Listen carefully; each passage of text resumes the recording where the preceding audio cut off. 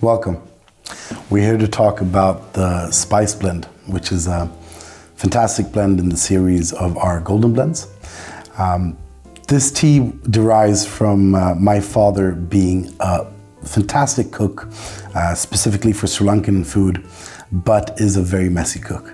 And my mother would not allow him to be in the kitchen. So as a result of that, he used his talents in creating this blend, which is a black tea with a tea base from Sri Lanka and India, where he's added some cinnamon, some cardamom, some cloves, and a little bit of rosehip. This would be our version of a chai masala. So let's give it a try.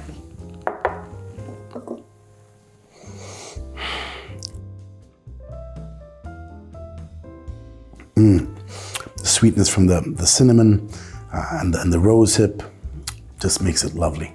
You should try it.